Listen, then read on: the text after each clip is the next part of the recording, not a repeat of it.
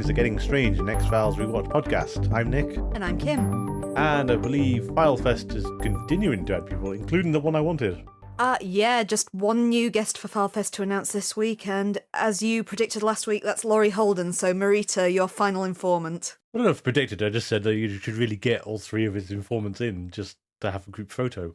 I mean, actually, you kind of want David Duchovny as well, so they can have him at the front of the stage, and the three of them in shadow at the back, just, laughing to themselves. Oh, he thought we were talking about that this time. Whatever floats your boat. But there have been tons of guests now announced for FileFest. As we've said in our last few episodes, it's going to be September the 8th to the 10th in Minneapolis at the Mall of America.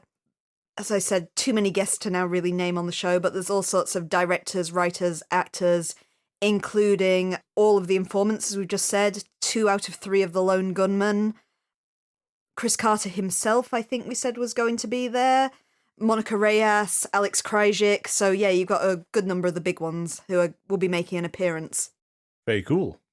Oh yeah, I should probably note for FarFest as well, because I wasn't aware of it previously, that ticket sales haven't actually opened yet, but they are due to open, well, at the time you're listening to this, within the next couple of days, so do keep an eye on that website, just to make sure you can snap up those tickets if you do want to attend.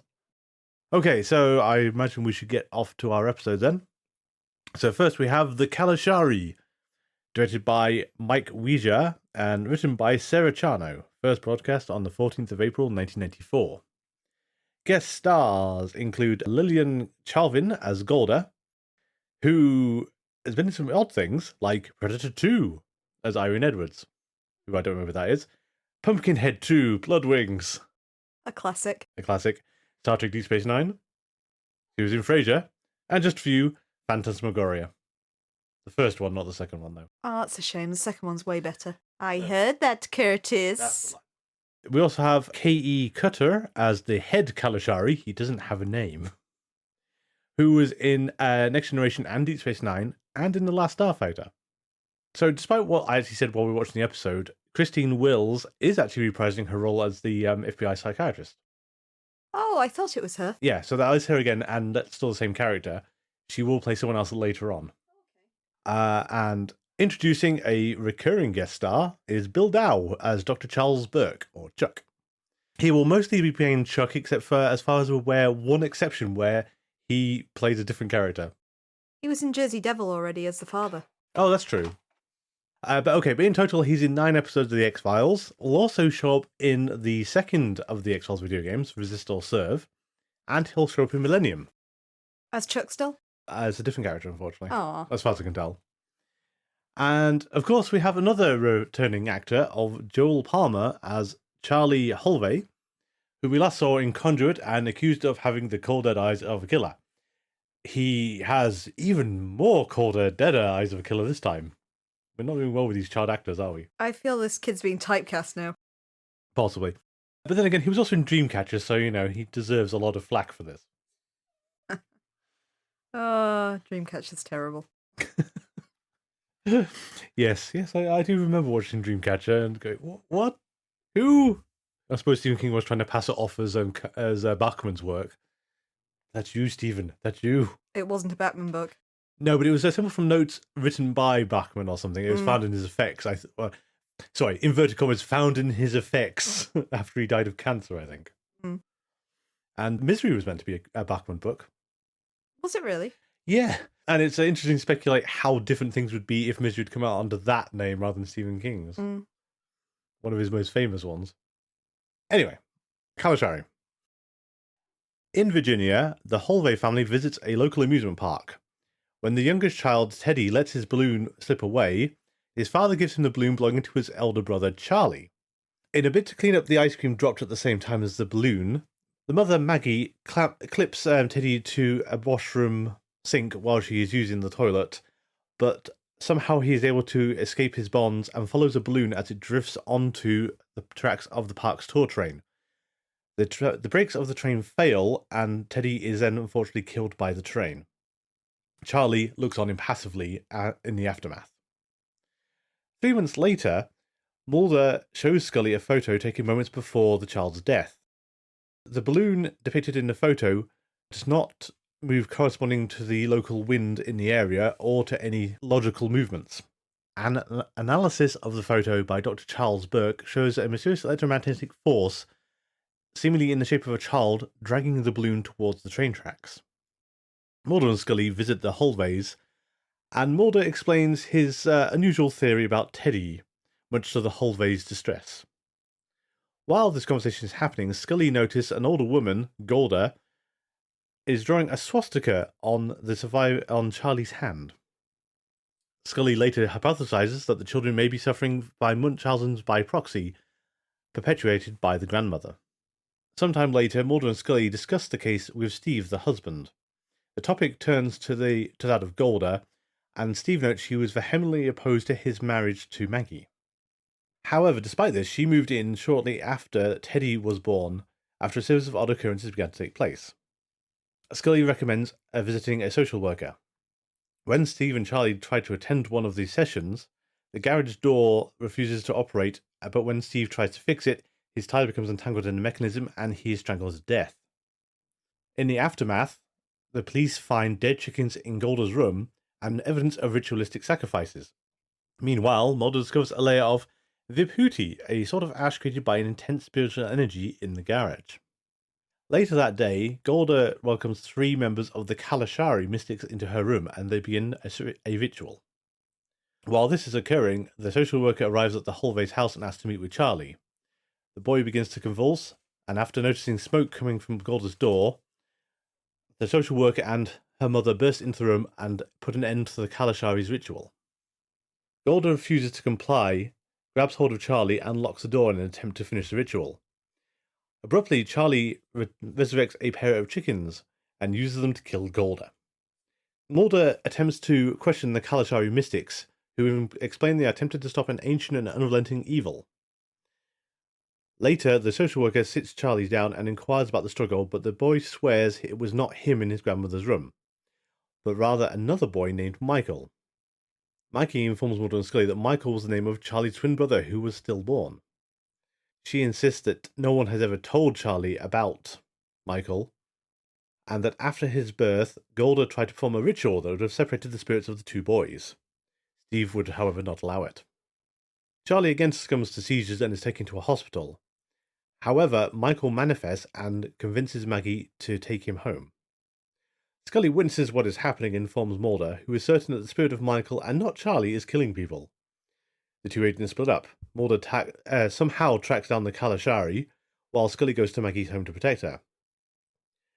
After a struggle, where Michael very nearly kills Scully and Maggie, Mulder and the Calusari complete the ritual, which causes Michael's spirit to disappear. Maggie returns to the hospital and is reunited with Charlie. The head of the Calusari warns Mulder that it now knows you and it may come back for him in the future. Reading the synopsis of the episode, you kind of go what in the hell was going on in this episode? I actually like the Calusari, but it does have its issues.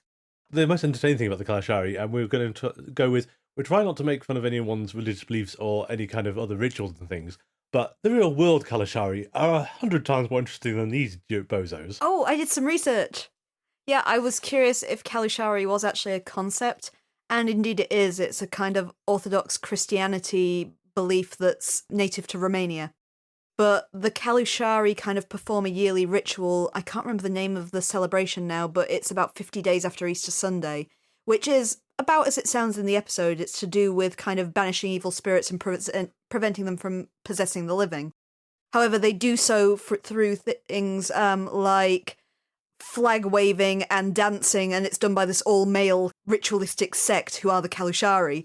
And that sounds infinitely more awesome than the kind of Exorcist ripoff we get in this episode. Yeah, if the Calusari had actually done dancing for this, it would be great. Yeah, it's like banishing evil with Morris dancing. It sounds fantastic. And instead we just get, as you said, just another version of The Exorcist, basically. Like Ring 2 all over again.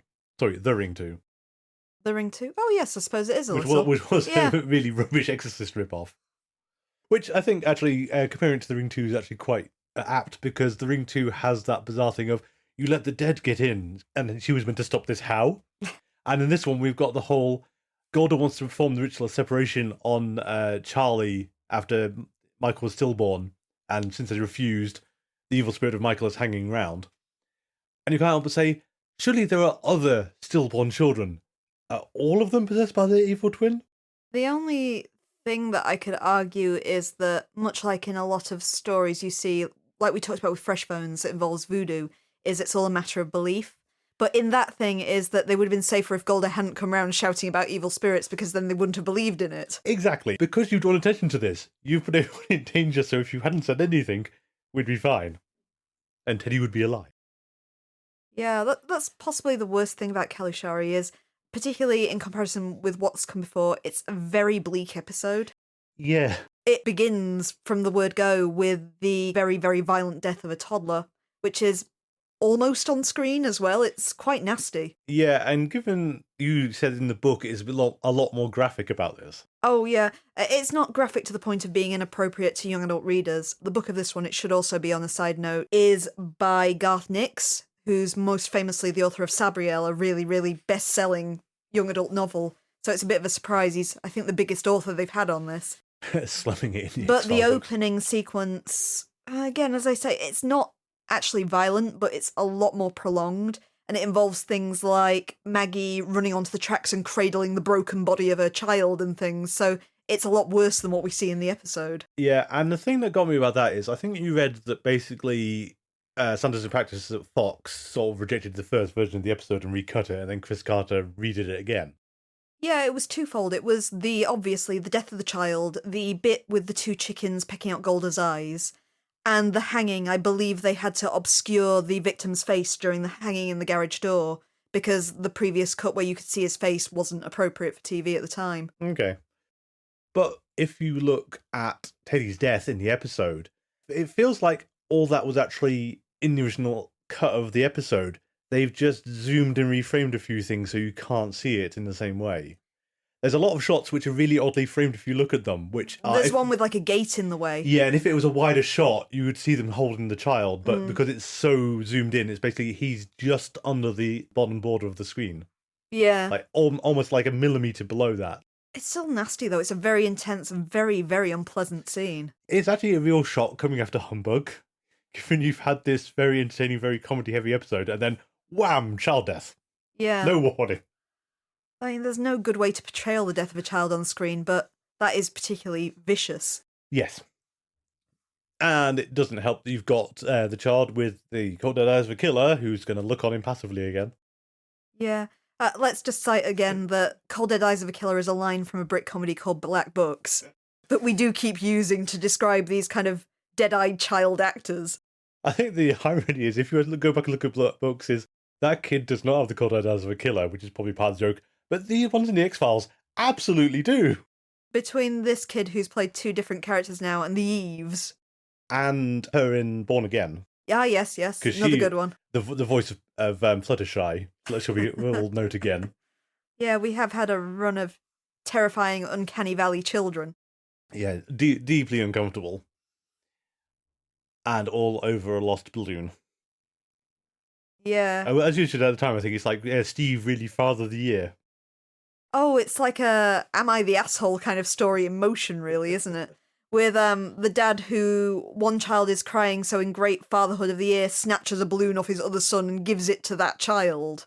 And is then just absolutely unsympathetic afterwards. Not, we'll get you another balloon or something. Actually, I think he does offer to get him another balloon. He does offer to get him another balloon, but the kid wants his balloon. Yeah. And there's no way, of course, Father of the Year could have foreseen this coming. To be fair, you don't really expect the malevolent force of your stillborn child to come back and murder your youngest child for reasons. It's the level of escalation, though, is, I presume we're getting on, Charlie is unhappy because his balloon's been taken away. Ghost has taken this to the nth degree and responded with full capital force. Yeah. Although, I think it was, when we were watching the episode, I do remember we were discussing, as much as we call it a bad Exorcist ripoff, it's actually really weird because Michael and Charlie are actually two distinct entities in this episode, where normally you'd expect it to be Michael is slowly taking over Charlie's body, and that's not what happens. I think it's unclear to what degree they are two separate entities, though, because sometimes it's clearly Michael working through Charlie, like the bit with the balloon. Sometimes it's decidedly unclear, like the bit with the chickens. And then we've got the bit at the end where Michael goes home with... So there are blatantly two of them there. And it's not even the whole, oh, there's some weird time dilation going on. It's like, no, Mulder and Calusari have got the child in the hospital bed. I think it's decidedly unclear if it actually is Michael as well, because there's some talk in the episode where the head Calusari says something like, oh, it's existed throughout time as things like Cain and Hitler, which kind of infers it's a demonic entity rather than a ghost. Yeah, it's a very confused episode, I think. Yeah, I think they kind of changed their mind halfway through about what they were getting at, because even one of Golda's first lines is she marches into the room and says to Maggie, you marry a devil, you have devil child. Yeah. But it's not, and Golda knows that. And we don't go in with that, because she apparently has been calling Steve a devil for their entire marriage, but nothing comes of this, really. And it's nothing to do with Steve, it's all due to the kind of stillbirth and not separating these two kids' souls, apparently. Yeah, but why? I did have a terrible thought just before. As much as it is a horrible scene, the chickens pecking out Golda's eyes, puts me in mind of the crow power from Bioshock Infinite. Oh, where you throw crows You at just people. throw crows at people, so he's throwing chickens at people. I remember when I first saw this episode as a kid, the bit with the chickens was the bit that actually scared me. It's very sudden and you don't really see it coming. No, it's also not clear what's going on at that point. It's Golda's knocked down by some unseen force and Charlie's suddenly standing holding two dead roosters, which spring to life and fly at her. It's like poor kind of young teenage Kim was a bit shocked by this scene. Well, I think I was shocked by the whole thing again, because, start with child death. It's very awkward for an episode to go to from that. Yeah, you've had its nastiest point at the beginning. While the opening stings, it's a very memorable opening sting. It's very difficult to go anywhere from that, because you can't escalate up to anything, really. No, that's very true. As you said, you've had the worst thing first. We have to discuss Mulder and Scully's slightly weird behaviour in this episode, because there's some oddities from both of them, and I don't know what's happening to them. Go on. Okay, so I'll start with Scully, who has seen some supernatural stuff by this point. She can't get away from Born Again, where she saw some blatant telekinetic stuff and just, ignored that happened. The lights were low. The lights were low. And I suppose that could be the excuse for this one as well, but she still walked into a bedroom and saw Maggie pinned to a wall and was then flung twice across the room by an invisible force. And that doesn't bear mentioning. It brought to mind the Poltergeist one for me, where you had the investigator talking about the paranormal events that he's seen before that are really small, and then they open the door and there's like beds spinning round and stuff like that on the other side of it. Yeah. And it's also a bit like the Enfield Haunting, or at least the Conjuring 2 version of the Enfield Haunting. Yes. But yeah, it's Scully, can we have words with what you've experienced in this episode? Because there's not a lot of good explanations for what you just saw. Notice Scully didn't get to do the write-up on this one either. I do, and I think that's notable as well. Her report will be, yeah, all this stuff happened, I can't explain it. But there's another one that Mulder and Scully do share, which just confounds me. Because they find powder on the motor. Yes. Which is neither organic nor inorganic. Guys, you found something that breaks science. This should be enormous. It's something that technically doesn't exist, but you're holding it. Yeah, and Chuck also dismisses it, saying, oh, yeah, experiences in India. Good God, man, if you have the substance that you can then do chemical analysis on, and the chemical analysis comes back and says, yeah, it's not anything we can recognise, you've got physical proof still, you've broken science. Oh my God, why are you not making a huge thing about this? This is effectively proof it's supernatural. This stuff confounds everything. It's much like previously when they analysed the stuff in the Erlenmeyer flask and found the extra base pairs. Yeah. But this one, we've kind of just shrugged it off because we're going somewhere else and we don't have a Red Museum episode to say, it's fine. I mean, I think I made the point back in Host of, you have got enough evidence to fundamentally alter some known biological facts. And this really should be more significant than it was. Yeah. And Tombs, although Tombs becomes a bit more complicated with all the lawyer stuff in the second one. Tombs, you also have the problem is you can't really give him an autopsy because they completely crush him to death at the end of it. True, but you've got your initial medical exams and x-rays they took. Which showed nothing unusual. No, they did. They showed unusual muscle development, but his lawyer blocked the future studies. Okay. That's why it got it can Oh, actually that's go what in. it was. That was their excuse for that, but they still have that initial stuff. I know it's a TV series and you've got to keep the plate spinning somehow, but it's the amount of weird evidence they have physically had and hung on to, because when you think of the X-Files, you always think of them having it and then losing most of it. I mean, like Pilot was, we've lost everything but the implant, and that's taken away from us at the end. Mm. And we're used to that. But when you actually look back for series 1 and 2, they've hung on to a surprising amount of stuff which should break things. You can't go back from some of this stuff being in your hands, can you? Or the report saying, yeah, this stuff is neither organic nor inorganic. It's kind of baffling to us. It's another substance that we just can't explain. And again, it's kind of like that thing for Fearful Symmetry, where Mulder has literal video footage of a man being mauled by an invisible tiger. And that's just an incidental point in an episode. Yeah, you have a point. Chris Carter, what are you doing? I don't understand how this got through. I did like the early scene, the introductory scene with Mulder and Scully and Chuck, though, because I felt you did get Scully's scientific process a bit better there, where you have Mulder who immediately jumps to the supernatural and Scully's trying to find the kind of logical explanations around it. So it's like Mulder saying, oh, look at the way the balloon's moving, and Scully's saying, yeah, wind. Yeah. And when they show up the kind of image of the kind of blurry, indistinct child shape holding the balloon, and Scully starts explaining about simulacra. Yeah. And that's great. I mean, that's Scully done properly. And even Mulder's, oh, the wind will blow in this direction. I'm going to be skeptical if that photo is exactly the orientation you think it is, or it's that clear cut. Or, wind can change directions. Was it blowing at exactly that precise second? Exactly. And also, the nearby structures can shift how it would flow through an area. Yeah. So, yeah, Mulder, your evidence for this is actually exceptionally weak. Annoyingly, you're correct, because you usually are, but your evidence for this is terrible. And it's no surprise that the family kind of going, what? Get out. There is, I think you also noted as well when you're reading the book, is the great convenience of the Calusari at the end. They just show up. Yeah, and Mulder says, I'm going to go get help, and we have no idea how he's done this, because he has no way of contacting these people. I kind of assumed when I was reading the book that there was a bit that I must have missed when Mulder speaks to the head Calusari earlier in the thing, and he must have got a calling card or something. But no, that doesn't happen. And at the end, Mulder somehow knows how to go and get them within a moment's notice because he has them with him by the time Scully's gone back to the house. Yep. He just has them. And no one comes in during their ritual when there's a lot of screaming and, as you said, honey on all the walls. That's still there afterwards.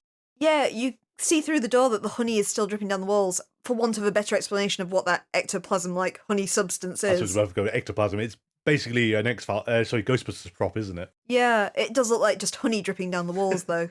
Not blood like I initially thought it was. I suppose it's probably closer to the colour of the Ghostbusters 1 ectoplasm, because 2 is very pink. Kind of golden.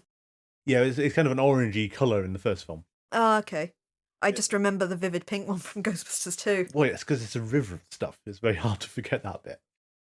That whole ritual is rather cool at the end, though. It's kind of Exorcist adjacent, but not actually like the ritual in The Exorcist at all.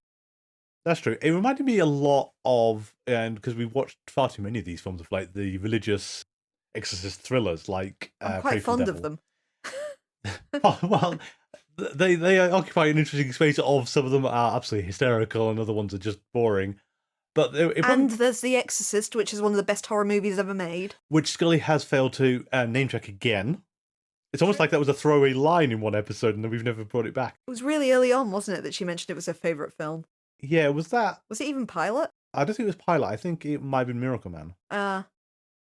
But my point was, it put me very much in mind of The Last Supper, which we saw dubbed on Netflix. It's where the undercover guy goes into the monastery, and they're doing the fake exorcisms they're filming.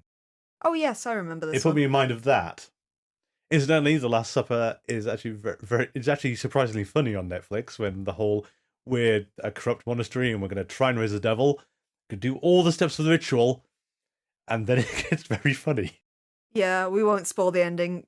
Go if you like horror films, go watch The Last Supper. It's funnier than you would imagine. Well, I feel like black comedy horror movies because then it gets very. It's not really blackly comedic until the kind of sting, though. Yeah, it's quite unpleasant for a while, but there's a tremendously funny bit at like the 3/4 mark. Yeah. I suppose there's the inevitable conversation about religious symbols that I'm pretty sure everyone agreed not to use in the 40s, and yet here they are.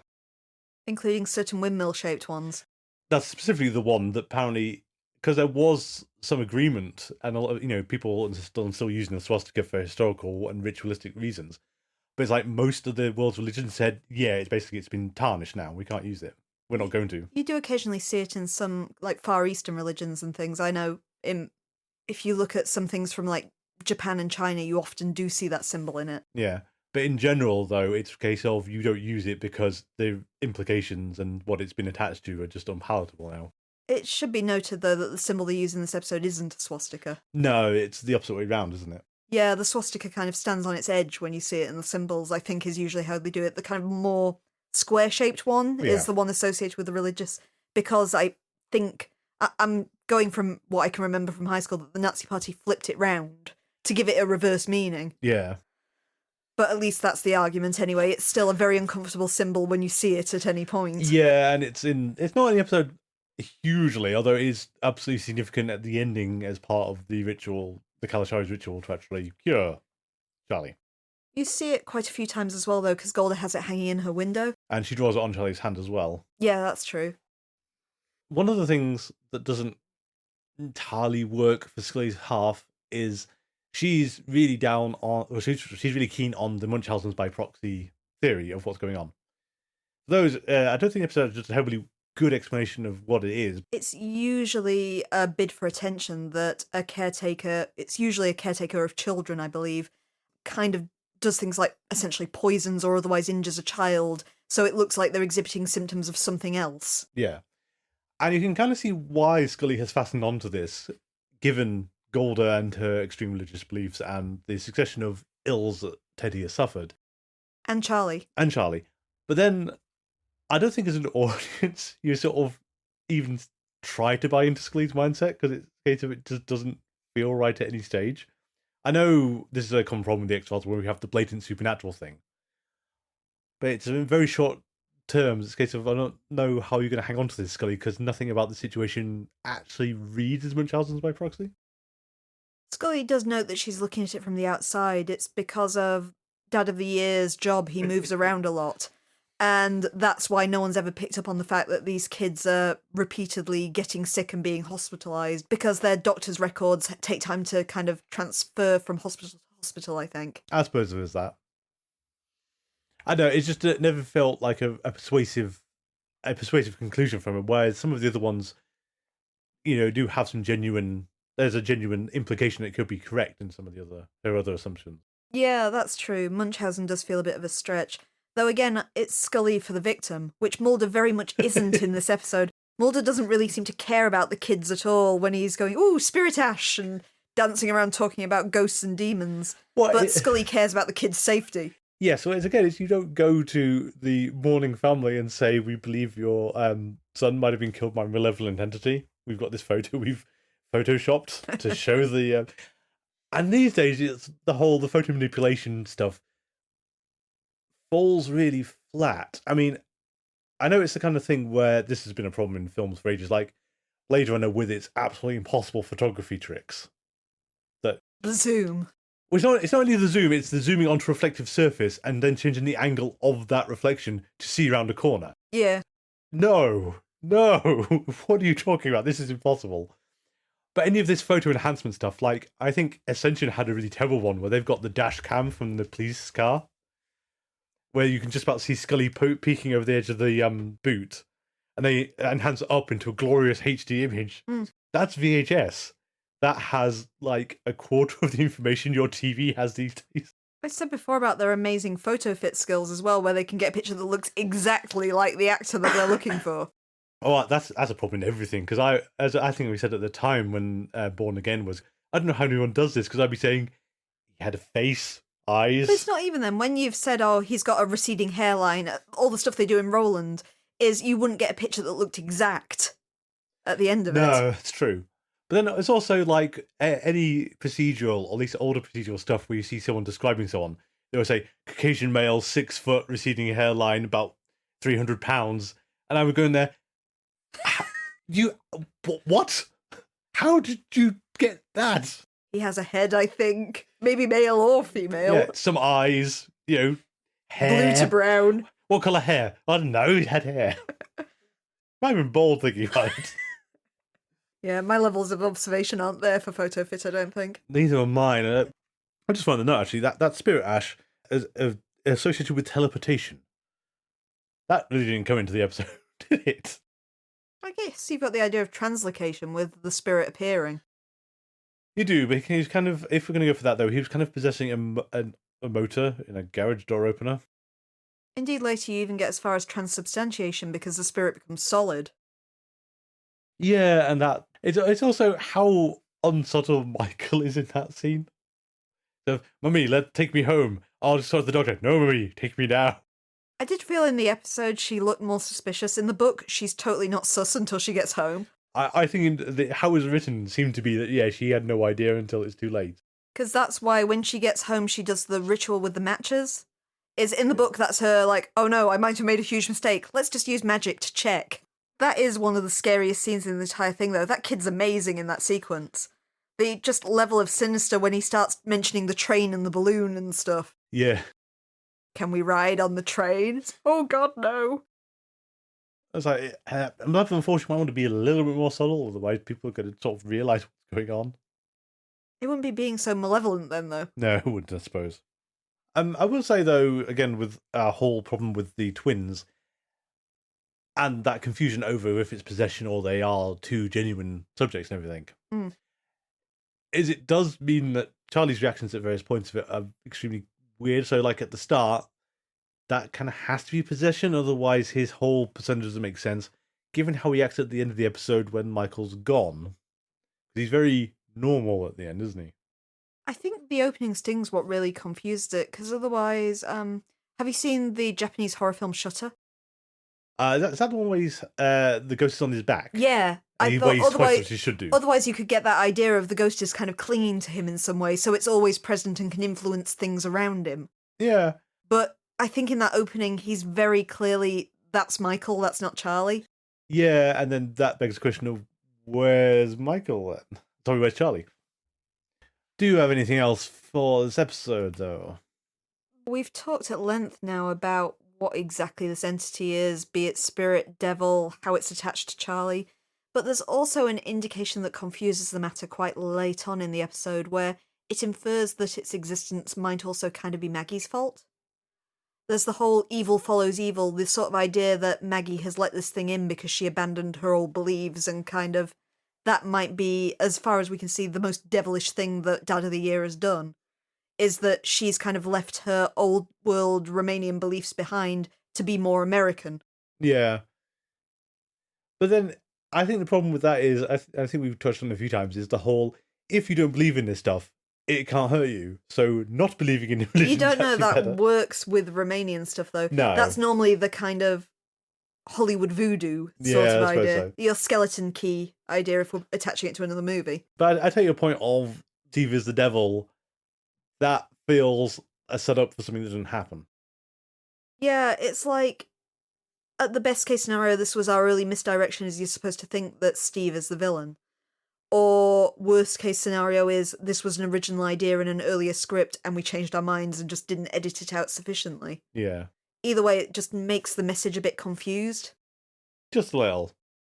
From an ongoing plot perspective, I like the idea that Mulder is being less protective of Scully now. We see it in the final scenes of the episode, is previously, thinking back to some of the early ones in the series, like Irresistible and Beyond, where Mulder's been worried about Scully being involved again after her kidnapping. We have in this one, in the absolute climax, Mulder basically says, "Hey Scully, I'll watch the door, you head over there into danger." And he absolutely trusts her to go and do the right thing and help Maggie. That's a fair point. I mean, I would like to think of it that way. Unfortunately, I can't think of it in terms of how the writer was doing it and the grounds of Scully's not going to do this ritual with the Calusari, but Mulder would. Because if you reverse the positions, Mulder's going to go toe-to-toe with Michael, and Scully's going to say, What are you doing? I'm getting a doctor. Stop. I guess that's true. Mulder says, "Oh, I'll get help." He doesn't specifically going to say, "I'm going to get that insane sect of elderly exorcists." And help them out with their ritual. Mulder's been waiting for this moment. He really has. But I think this also harks back to your point as well of, Mulder, you can believe in this, you can help with the ritual and everything else. You can't believe in God. Just not possible, but the evil incarnate, reincarnation of evil, that's fine. I think we mentioned this previously in episodes like Miracle Man, is that Mulder can believe in demons and devils. Yeah. Which should be the stone's throw of, if you've got this side of the coin, you can believe in God and angels and things. Exactly. The fact he can't is just bizarre. And I guess the final point of the episode is, what do you make of Now It Knows You? Well, it feels like so many X-Files episodes do, with a potential story hook to be pulled later, which we are going to be pretty certain never comes up again. Yeah. At least in the series timeline. Whether outside of that, maybe the devil will come back from in the far future. I'm pretty sure we have other religious episodes to come, though, and you can bet that no one's going to make a reference to the fact that the devil or whatever entity this is. I mean, I think we even specify at one point that it might be Lucifer himself. Yeah, and also that then feels that the head devil's kind of rubbish if he's taken out by, 4 elderly guys and an FBI agent.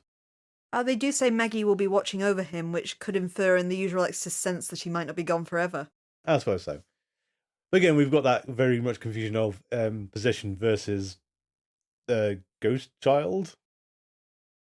Devil versus ghost child, I think. Yeah. Well, I meant, Charlie is the child, and either it's the devil or a ghost child, or both, and either. Whatever Michael is. I think your level lowest of malignance, it's like some kind of hungry ghost that's attached itself to him. On your absolute worst, it's Lucifer himself. Yeah, I don't think I'd want Mulder on my side in the fight against the devil, really. Given he'd sort of say, special effects. Mulder? The one time Mulder would not be on your side. Yeah. I think, there's been a few, though they have mostly been religious themed, except for Beyond the Sea, of course, where he did not believe Lethally Boggs for a second. That was purely because it was Boggs, though. I know. And one of the rare cases where I think Mulder was probably wrong. Oh yeah, there's certainly enough implication, especially his point of view shots, which are not so much the first time you see the point of view shots when he's relaying the story to Scully, but when he's being led to his execution, and the point of view shot is the same. I think you've at least got on the level there that Boggs believes he's seeing this. Whether or not they actually are ghosts is the question. But he was being earnest in that one. I guess we should probably get on with our second episode. So next up is Emasculata, directed by Rob Bowman, written by Chris Carter and Howard Gordon. That's not a comforting sight. Broadcast on the 20th of April 1995. One of the guest stars in this episode has done a lot of stuff and should be notable for any devotee of prestige TV, as it's called at the moment. This would, of course, be Dean Norris as Marshall Tapia, who has been in a lot of stuff, including Total Recall, where he played Tony. He's in Gremlins 2 as the SWAT leader. He's in Terminator 2 as the SWAT leader. The man got typecast for a while, apparently. He's in Lawnmower Man as the director. He's in Gattaca. He's in Starship Troopers. He's in Little Miss Sunshine. He's in Scary Stories to Tell in the Dark as Roy Nichols. Oh, yeah. He's in Dark Skies for one episode of the X-Files rip-off series, which we'll get to. He's in Millennium. He's in the TV version of Tremors. He's in The Unbreakable Kimmy Schmidt in a very funny scene. But what everyone knows him for is he is Hank in Breaking Bad and Better Call Saul. Written, of course, by future X-Files writer Vince Gilligan. So it all comes together in the end. The other notable guest star is John Piper Ferguson, who played Paul, who was in Star Trek Next Generation, obviously. But will also turn up in 2 more episodes of The X-Files, this being Christmas Carol and Emily as a different character. He's also going to show up in Millennium. He was in Grimm, and he was in American Horror Story Roanoke. Oh, okay. So, would you like to give us a synopsis of Emasculata? Sure thing. Our cold opening this time is in the rainforests of Costa Rica, as we follow an entomologist called Robert Torrance as he stumbles upon a partially decomposed warthog carcass. It's covered in these weird throbbing yellow pustules. As he pokes at one of these boils, it erupts and sprays his face with fluid. By nightfall, Mr. Torrance is also developing these boils. He tries to radio for help, however, a group of soldiers arrive the next morning to find him dead. We then cut to a prison in Dinwiddle County, Virginia. There is an inmate there who is also conveniently called Robert Torrance, and he receives a package containing a large leg of meat. We later see the leg which he's discarded on the floor, covered in pustules, one of which erupts. 36 hours later, Torrance dies of the same illness. 2 other inmates, named Paul and Steve, are later sent to clean Torrance's cell, but they manage to escape the prison in the traditional manner of hiding in the laundry cart. Mulder and Scully are then sent to help the US Marshals to find them, though they're not entirely clear on why, because this blatantly isn't an X-file. The 2 agents become suspicious when they find that the prison has been quarantined by both the CDC and the National Guard. Scully stays behind to investigate what's going on in the quarantine, while Mulder joins the US Marshals to hunt down the 2 fugitives. Scully quickly learns that the lockdown is due to a exceedingly deadly contagion. 14 people have been infected and 10 people have currently died from it. She finds a pile of body bags stored for incineration in the prison's boiler room, and cuts open Torrance's body bag to examine the corpse, but Dr. Osborne, a member of the CDC team, immediately tries to stop her. A pustule on Torrance's body explodes in Osborne's face, causing him to flee the room. Scully then examines the package that Torrance received and tracks it back to Pink Pharmaceuticals, who are a major drug developer. She also finds an insect inside the body of another prisoner. On the meantime, we see that the 2 fugitives have murdered a man to steal his camper van after stopping in a gas station. Paul then calls his girlfriend, Elizabeth, and asks her to keep an eye out for them because they're going to be heading to her to find shelter. They later switch cars again after knocking out a gas station clerk and stealing his vehicle. This repeatedly evades Mulder and the Marshals as they try and follow him, though Mulder does eventually manage to track them to Elizabeth's house, something that the US Marshals didn't think to do by making a return call on a payphone that he knows that they have used. In the meantime, he also sees a CDC biohazard team arriving at the scene of where the clerk was injured and taking him away inside an isolation tank in a helicopter. The 2 fugitives arrive at Elizabeth's house. At this point, Steve is very, very ill and in the later stages of the infection. As Steve lies dying, one of his pustules erupts in Elizabeth's face, thus presumably also infecting her, though we don't actually see that in the course of the episode. At this exact moment, Mulder and the Marshals raid the house and arrest her, however they notice that Paul has managed to escape them. Meanwhile, at the prison, Dr. Osborne has now become visibly infected, and he reveals the fact that he isn't CDC at all, he actually works for Pink Pharmaceuticals. This is what Pink Pharmaceuticals do in collaboration with the US government. They infect a captive body of subjects so they can test their cures, in this case, the poor prisoners in the prison. Osborne explains that the insect has a parasitic life cycle that reproduces in the patient's bloodstream and kills the host. He also warns that Scully was there when he was infected, there's a chance she is too, and suggests a blood test that he can use in order to prove this, essentially by getting one of the insects that is not infected to bite her, so that if Scully is infected, the parasites will reproduce rapidly in the insect's bloodstream and be easier for them to witness. Scully does do this test and proves that she is uninfected. She rushes to tell Osborne this, but discovers that in the meantime he's died by the contagion and his body is being incinerated in the boiler room. Mulder returns to Skinner and confronts both him and the cigarette-smoking man. He believes that he and Scully were deceived into taking the case without knowing about the contagion. Mulder is absolutely convinced that the public should know the truth, but the cigarette-smoking man counters that this would just create mass panic and cost even more lives. Mulder consults with Scully, but she actually agrees with the cigarette-smoking man, and believes that if they expose Pink now with no evidence, it could result in deadly mass hysteria. Mulder questions the jailed Elizabeth, who initially is really protective of Paul, but as Mulder points out the fact that he has exposed her to a very deadly illness, she does eventually reveal that Paul is planning to flee to Toronto by bus. Mulder and the US Marshals track down and surround the bus, and Mulder tries to talk to Paul, who at the time is holding a child hostage. Mulder is aware that Paul is the last piece of evidence of the infection if they want to have proof to go public with this, and he manages to persuade him to let the hostage go. However, before Paul can tell anything, he is shot dead by one of the US Marshals. Mulder then confronts Skinner again in his office, still convinced that he needs to make the affair public, while Skinner points out that he has no evidence beyond a dead insect and a package which has clearly been mislabeled. Scully realises that Pink Pharmaceuticals deliberately sent this parcel to another Torrance so that they could claim, if they were investigated, that it was just some kind of mail mix-up. Mulder is, of course, furious about this and feels betrayed by Skinner. Skinner points out that he is always walking the line that Mulder insists on crossing, and he warns Mulder that he should be more wary of any situation he finds himself in the future. Thank you. I found this episode quite frustrating.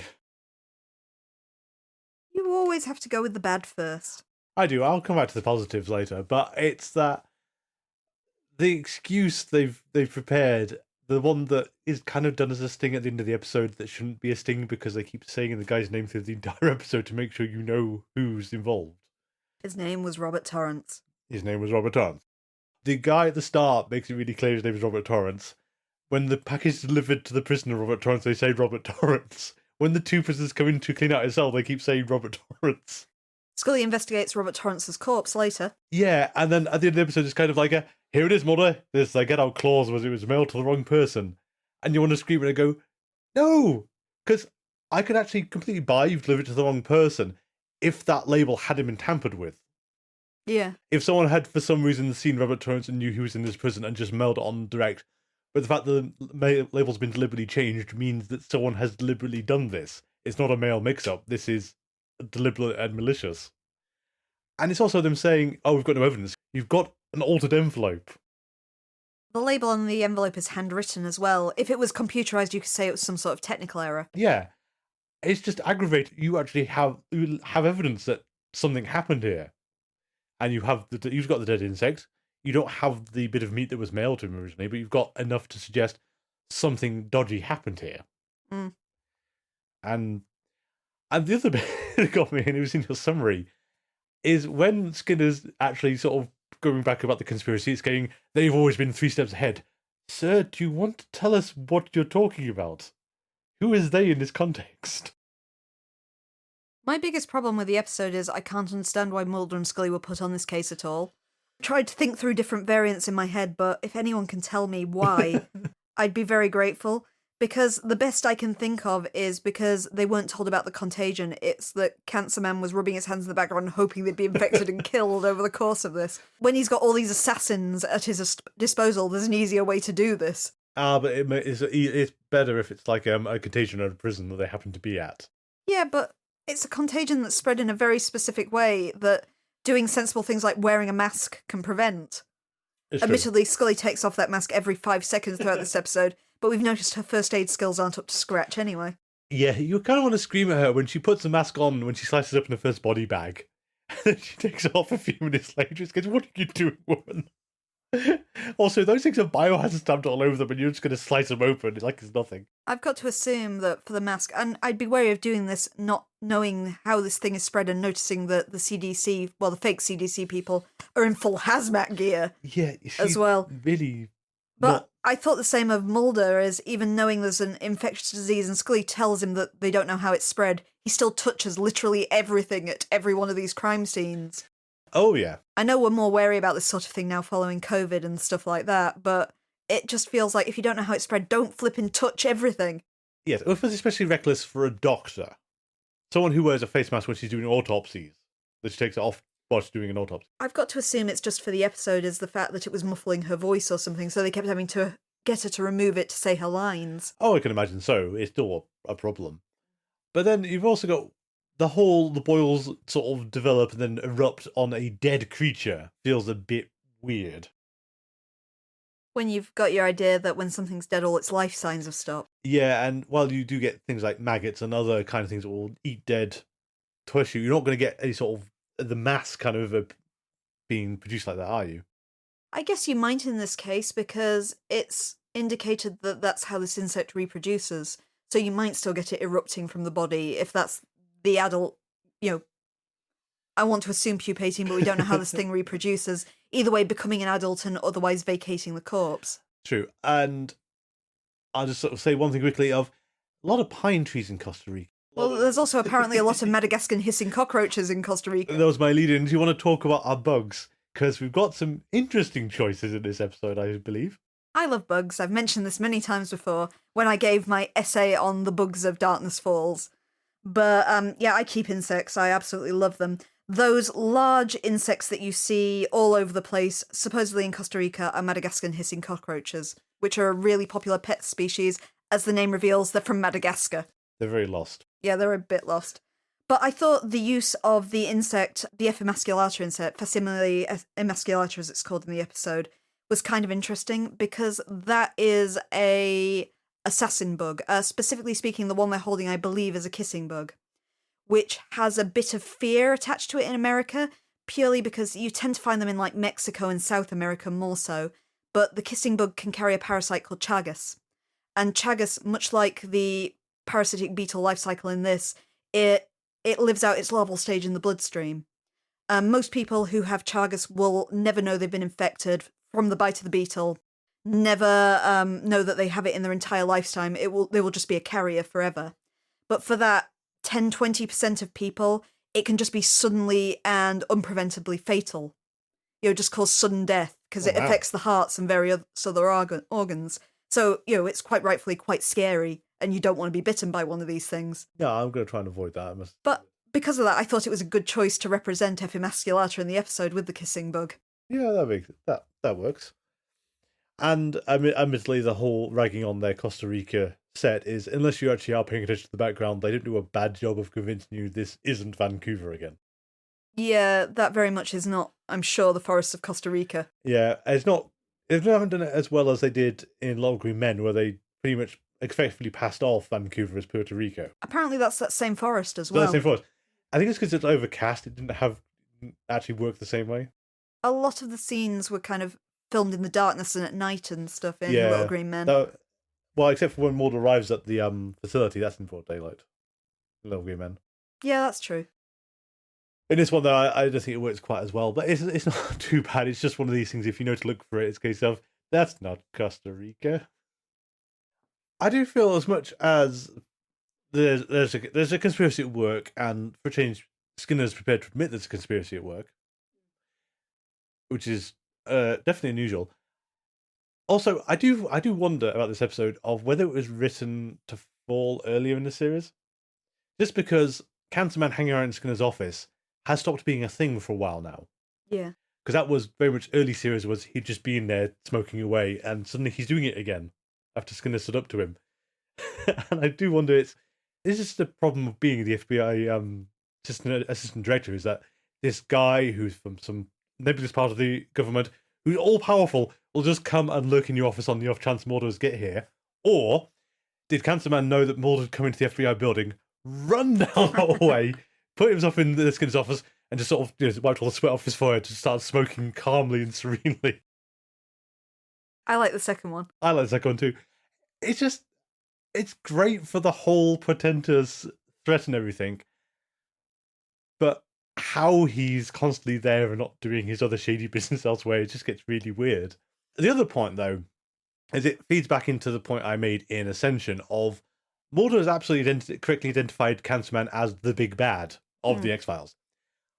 But Mulder doesn't actually have any reason to think that. The audience does, but he doesn't. He's not been nearly as privy to the stuff that we have. I guess your closest you've got was in Ascension, I think, when he could have killed Cancer Man. One breath. One breath. When he could have killed Cancer Man, Cancer Man pretty much was rubbing his evil, twisted beard throughout that entire conversation. Yeah, but then it's been a good run of episodes since he was last around, and Emasculata actually feels a really weird one to bring him back into. He doesn't normally appear in the Monster of the Week episodes. No, and while this is kind of a conspiracy one, it feels really nebulous. I think it's conspiracy in the sense that Ghost in the Machine is conspiracy. It's a government conspiracy, it's not the X-Files conspiracy. Yeah, but it's also the government conspiracy apparently being absolutely inept.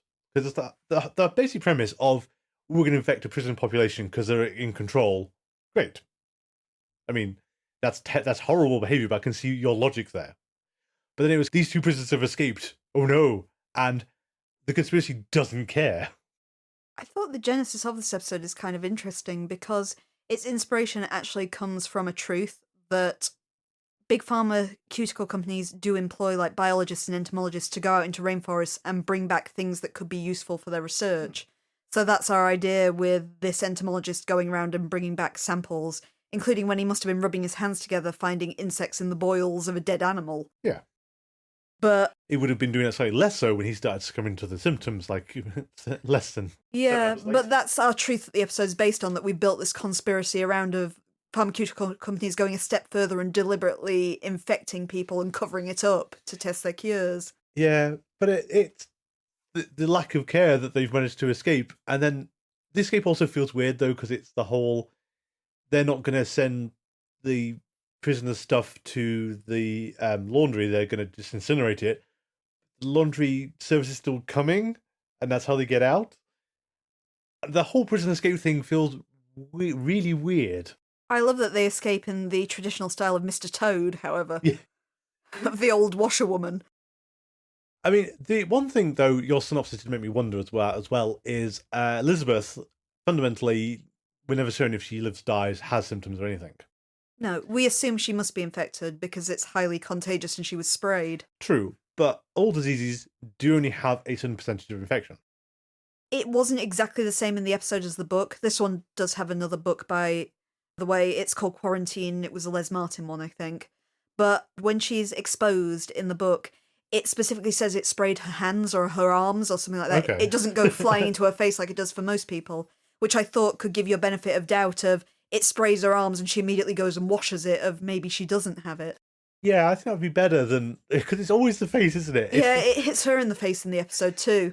I can only wonder if they'd been watching Alien like the day before and just got into the head of, it's got to be in the face. I guess it's the grossness as well of just having that jet of pus striking the characters in the face. It is absolute. It's not for the squeamish. No, but I think it's unless there's a mechanism from the organism saying, going to wait till the face gets close before I spray out.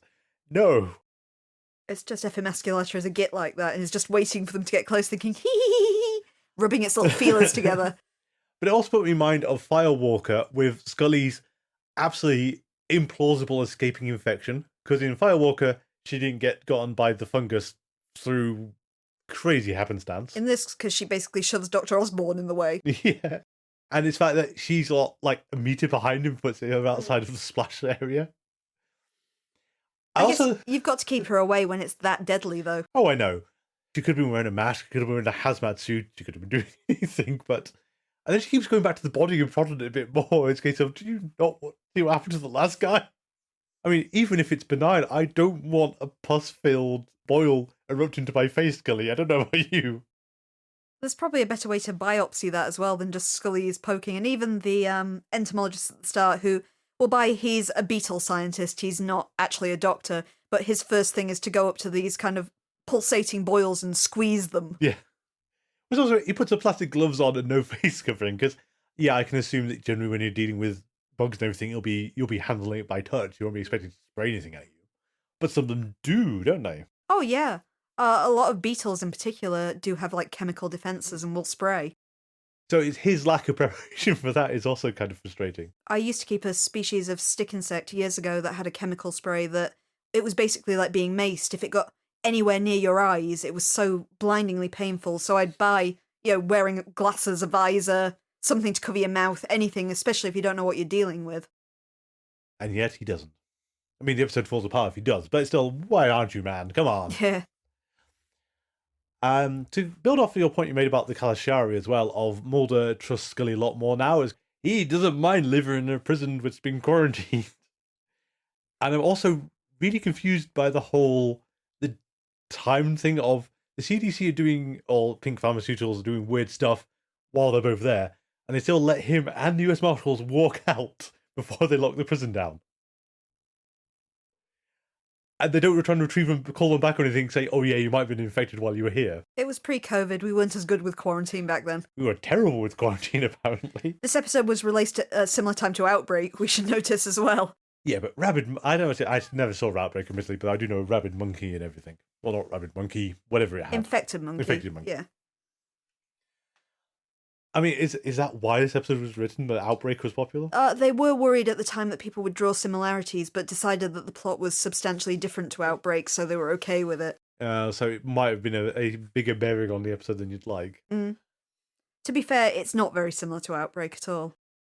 No, fair, but it's all the general mindset of we're going to mix Alien and Outbreak together for some reason.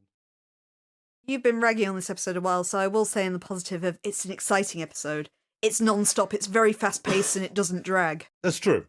It's a suitably frightening episode as well, because diseases always are in plots, is you can protect yourself against the liver-eating mutant easier than you can, like, a potentially airborne contagion or something like that. You know, plots that involve pandemics and things like that, especially now with our hindsight, are quite scary. Yep. But no one takes any precautions. It was a different time, Nick. Except for Pink Pharmaceuticals showing up with the pod to stick that poor gas station attendant in. I loved his look of terror when they did it as well, with no explanation of what they were doing. Well, as part of a different thing, it's great as a whole, they've come to take me away, what's going to happen to me and all the rest of it. Yeah, but you've taken him away, but not everyone else who's come into contact with him in the interim. They're fine, because they're main or guest cast. I still don't quite understand what Mulder hoped to get out of Paul at the end. I guess it's that Paul could be the only one who could say beyond a shadow of a doubt what they saw in the room when they were cleaning it. Yeah, but all they saw, I think they'd taken the meat away by that point, so all they would have seen is the empty cell. They might have seen the packaging. I guess Mulder didn't know that, but... No, but I don't think he was going to give him anything useful. He's the last remaining material witness. He's about to die, as far as we can tell. We've previously said that nobody lives more than 36 hours and they've been on the run for some time. Yeah. If he has it, he's not going to be very well. I guess you've got to question the level of contagion. We mentioned about Mulder touching everything before as well, but Paul and Steve haven't come into contact with the actual infectant. So I guess there must have been something on his sheets or something like that they've come into contact with. And so that's surely the troubling aspect of it, is if you have contracted from the sheets, then you have a widening radius of potential infection radiating out from everywhere that those two bozos have been. There's a bit I quite liked in the book when it's after Paul has killed the owner of the camper van, the father of the family, is Mulder and Marshall Tapia are both stood holding the rock that's been used to bludgeon him to death. When Scully calls and says, "Oh, hey, there's a deadly contagion, try not to touch anything," and then Mulder just looks at the rock that's kind of in both of their hands that they know that this guy's been holding and thinks, ah. But it doesn't go anywhere again, and, you know, evidently doesn't infect Mulder and the US Marshal as far as we're aware. No. I mean, as you said, it's not a boring episode, and we've got back to the whole Mulder and Scully are able to operate individually and no one is too concerned about what the other is doing. They will then sort of communicate between them. But it feels like something's missing from the episode. There's an almost intangible element that's not there that should be. Yeah, I do feel that it's like we've built a fast-paced and what could be a really entertaining, enthralling episode around just a big hole. Yeah, and the centre of it is mysteriously cut out somehow. I don't know, is it the conspiracy plot, they're not using it very much? I mean, again, it's very weird that Skinner fully admits the conspiracy is happening. But that's fine, because they're 3 steps ahead. So I'm gonna have to talk to you about this, because this is getting very strange now.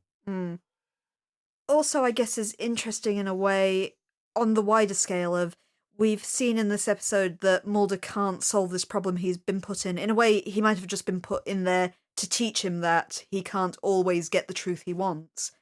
But if these guys, this kind of CDC conspiracy here, is 3 steps ahead of Mulder, does he actually have any hope in hell of solving this wider alien conspiracy and finding out what happened to Samantha?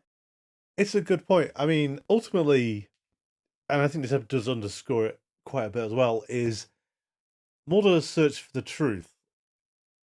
It's possibly becoming clearer, or it should be clearer, that this, as much as he's got a high-minded reason for doing this, ultimately it's going to be very personal. Because I think it's like in Endgame, is he knows the truth, he cannot prove this to anyone else. He has nothing physical, he has no sworn testimonies, he has no witnesses. But he knows the truth. And I think, coming to would we consider this a character flaw of, he doesn't seem to quite process this for when he wants to warn everyone about the disease in this episode, of he's got nothing to prove anything with. He knows exactly what's happening, but he can't say anything. Because I think it comes up when this conversation with Elizabeth of there's a deadly disease around, and she says, is there? Because there's been nothing about it on TV. And Mulder has to then start playing the government line. I think you've also hit something interesting there in the fact that Mulder's search for the truth might not be something he can broadcast, because we touch in this episode about mass hysteria as well. And the idea in this episode that Mulder thinks they should warn people because it'll keep people safe, and Scully says, well, if we warn them and we don't do it in the correct way, more people will die. Exactly. On a big scale, we're looking at a potential alien invasion in the background that might have already begun. Is what happens if the truth about this actually does get out. There's what happens to the truth, and also what can you possibly do about it? Given what we've seen of them so far, is you are out of luck basically if you want to resist. Resistance is futile. Resistance is indeed futile.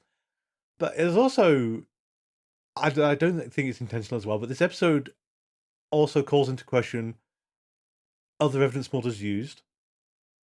Because again, if Mulder is certain about the outbreak and who caused it, it's Pink Pharmaceuticals done this, they've deliberately sent the stuff into the prison. Even Scully buys that part. We've had a guy who's actually told us this, who's part of Pink Pharmaceuticals, who unfortunately dies then. Yeah. And you've got no written, recorded statement of it or anything. But it's Mulder's case files, like all his UFO case files.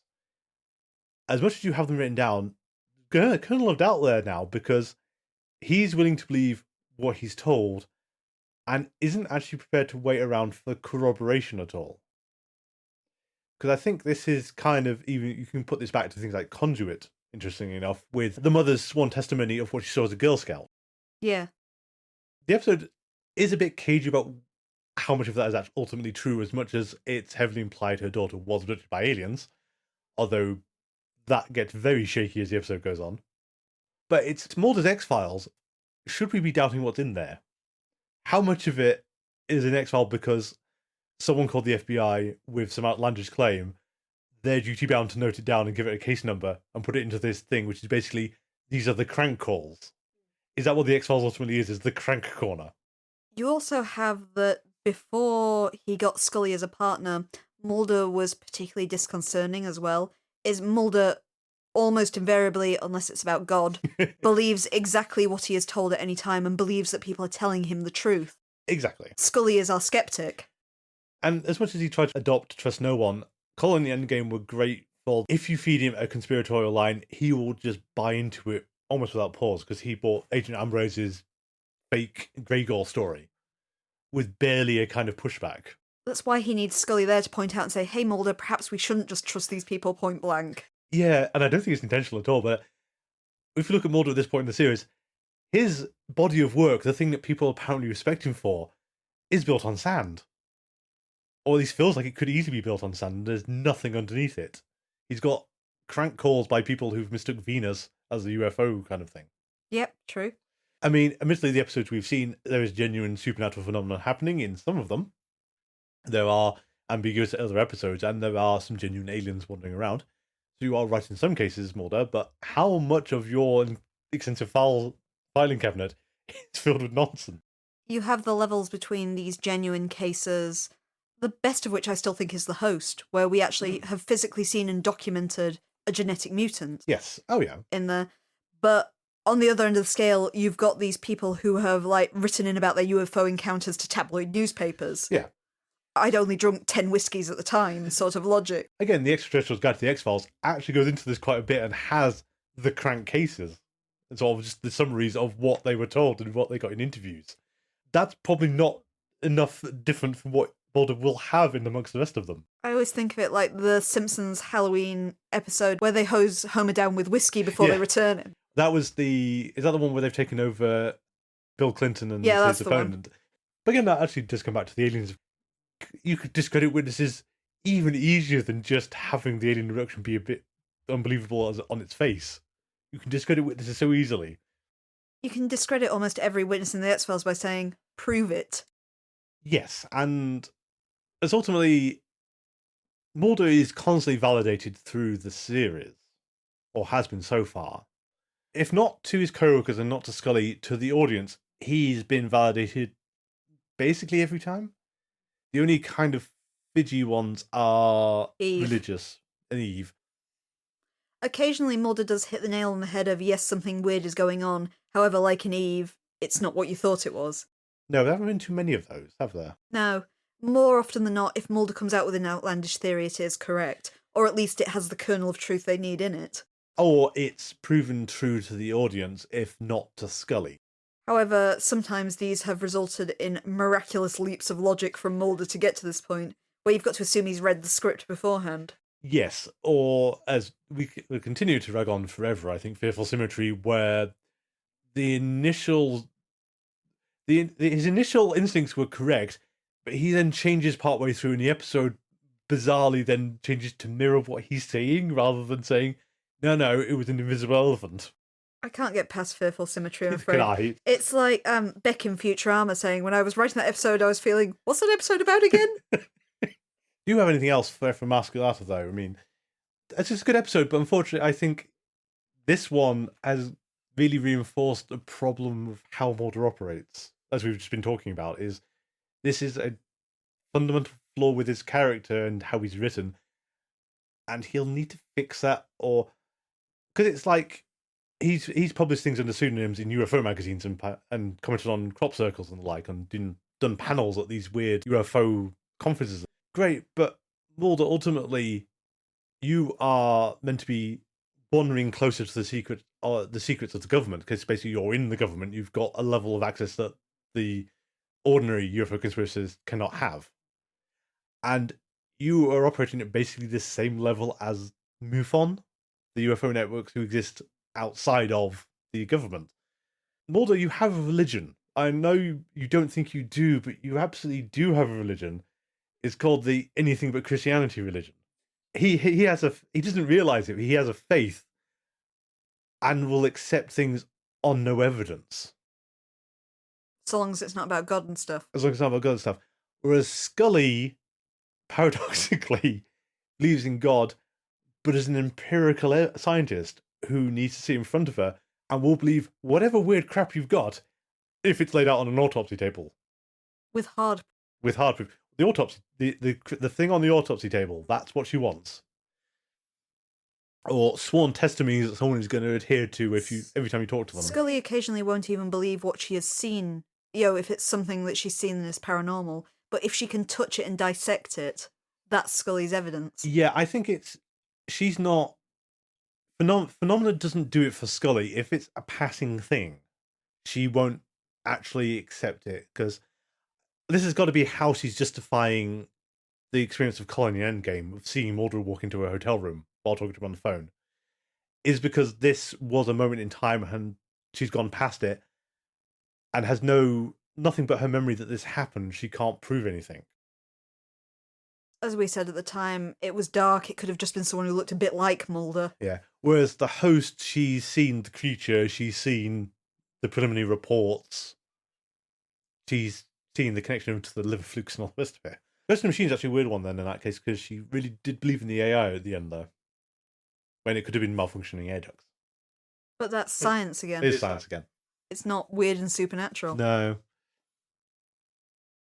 Mulder's a problem. I've never realised this before, but Mulder is actually basically a catastrophe. I mean, he is a catastrophe anyway, but he should have been fired a long time ago. Not just because he's... Again, we can help but circle back to the X-Files, to the Simpsons episode of the X-Files, with the whole... There's a report of a load of guns and guns being smuggled into the country by terrorists this evening. Oh, hardly think the FBI would be worried about that. Mulder, this is your job. I got to admit, I thought at the start of the episode when it's a manhunt and 2 escaped murderers and a disease, and Mulder says, oh, that's not really FBI territory. Isn't it, though?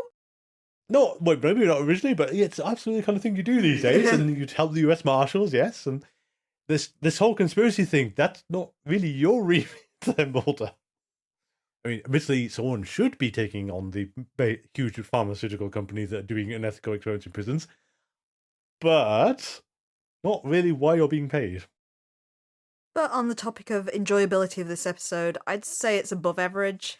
I don't hate it like I do some of the other episodes we've seen in this series, like Firewalker and 3 and things like that. Yes. But at the same time, I think you've got an episode that's fast-paced, exciting, it kept my interest throughout, but just has these gaping holes that stop it from being a really good episode. Yeah, and again, I think it's not clear what's missing, is it? There is something missing from the episode, but it's not clear what it is. Yeah, you've got this fundamental weakness in there that you'd need to substantially rewrite the episode to fix, I think. Yeah, I think thinking about it, it's got to be Paul and the other escapee prisoner. Is you need more of them, or you need to take them out. I think they're a distraction. You need them because they're the flow of the episode, though. Yeah, but I don't think they work how they've been used. I think they need to lead into them more. I think at the basis level, you need them to know something. Yeah. Like you argued, is Mulder thinks he's going to get some truth out of Paul, but he doesn't seem to know anything. You need him to have some information and for Mulder to be aware that he's the only one who has this information. Yeah, I think that would make the climax more effective, because I don't know what you're hoping for, Mulder. And at the same time, like I said earlier, my other problem is that when Mulder goes to Skinner and the cigarette-smoking man and says, "Why were we put on this case?" It's like, no, that's a really good question. I don't know either. And we never get that explanation of who hoped to achieve what from putting them there. It's either, I think, you've got to hope it eliminates 2 of them, or you hope it will teach Mulder a lesson, that Mulder will learn that his pursuit of the truth is futile. Yeah. But either way, there's better ways to do this. There is, and that also, as I think season 2's been a lot of this, is that calls into question the episode's positioning in the run order. Because if you were going to do that, and that's fine as an excuse, you have to put it after One Breath, or you have to put it after Ascension. It has to go to a point where Mulder has meddled, because he hasn't done anything to conspiracy in ages now. You feel it should be a punishment, so right after One Breath to teach him a lesson. Exactly. And it's not. Because that's, again, it was like when we kept saying that Firewalker is a terrible follow-up to One Breath, but Irresistible would have made a lot more sense to put there. Maybe at the same time, if we'd reshuffled, if Emasculata should have come closer to One Breath or closer to Endgame. Yeah, and I realise this is probably a far more, much later kind of view of TV, because I think The X-Files was written still at this stage, because I know later on it's going to be more geared toward getting the conspiracy in the right order. This is still a episode-by-episode progression. There's stuff happening in the background, but Chris Carter and co. don't know or really care what it's doing. It's just there as something they can then use later on. Often find that at this stage, the Monster of the Week episodes are written off a really weird idea. Yeah. Like Calusari was all built around the scene in the garage, I believe, as Chris Carter wanted to show that man being hung from an electronic garage door, and they built an episode around this, which is bizarre. Yeah, absolutely. And this one's slightly more explicable, as they wanted a story that involved these entomologists that go out into the jungle for pharmaceutical companies. So you have these weird Genesis episodes that just come from one kind of small idea in a bottle. Thing is, though, that's a lot better than we've got this battleship for 3 weeks. Anyone got a ship up idea? And that's how we got .com. Okay, so, yeah, as much as I want to say, really, Chris, this is what you want to do, it's still better than we need to use the set. It's like the worst reason for an episode. True. But I still raise you. I want to see a man hanging from a garage door. Quick, make me a knockoff of The Exorcist. Do you have anything else about this episode? No, I think we're done. I think we are too. We could theoretically do Kim's Conspiracy Corner, but we're trying to save that for the aliens, I think, and you can't fit Emasculata into any grand scheme of anything at the moment. No, as we said, it's technically a Monster of the Week episode. It's about a conspiracy, but not the conspiracy. It's like Tombs, we've just got Cancer Man hanging around. Shouldn't you be doing something with aliens? What are you doing over here in the bug area? He was on vacation this week. This is downtime. Is it just hanging out in his office? I have everything I can need here. The vending machines down the hall are plentifully stocked. Mulder will burst in every 15 minutes with some new accusation. I'm having the time of my life. Okay, but next week we get Soft Light in Our Town, I seem to remember. Yeah, I remember liking both of those. I'm excited about next week. Our Town being a funnier episode. Oh, well, not really funny episode, but there's some black comedy in there, I seem to remember. Yeah, and Soft Light gives you Tony Shalhoub as a guest star. Yeah, doing his damnedest, and I think we get X-Backs for that one. Yeah, I think we do. Oh, and the female form of brother Michael from Genderbender is going to recur. Oh yes. Yeah, Of course she's Scully's friend. The police officer, yeah. But that's next week. So for now, if you'd like to get hold of us, our email address is thingsargettingstrange42@gmail.com. You can also get us on social media. We're on Twitter and Tumblr at @getstrange42. We're on Mastodon at getstrange42@universidon.com. And we're on Facebook if you search for Things Are Getting Strange and X-Files Rewatch Podcast. Please do keep an eye out on the Twitter and Mastodon in particular. We've got our season 2 finale coming up in a few weeks, so I'm going to start asking you some questions about what your favourite episodes are and stuff like that, just so you can weigh in. And what is your least favourite episode, except Firewalker? Or what is your least favourite episode and why is it Firewalker? Both good, both good. I mean, I think we should play into 2 separate polls. Just count Firewalker on its own. To be fair, I think Firewalker's got stiff competition this season for being the worst episode. That's true. What? Oh, Dodd Calm, I suppose, would be the other one. Dodd Calm, Excelsius Day. Excelsius Day. 3. 3, yeah. Possibly Fearful Symmetry, though I think its humour makes it better than it actually is. I remember season 2 being, everyone starts saying season 2 is a lot better than season 1. There's some god-awful episodes. See, a lot of the Monster of the Week episodes I remember being funner in season 3, so I'm more optimistic about that. That's true. Well, we're not far off season 3. We've got 3 episodes of Conspiracy to go through before we get to the monsters. True. But anyway, thank you all for listening. Our theme music is Envisioned by Kevin MacLeod. You can find that on incompetech.com. Licensed under the Creative Commons by Attribution 3.0. Thank you for listening, and until next time, remember, resist or serve.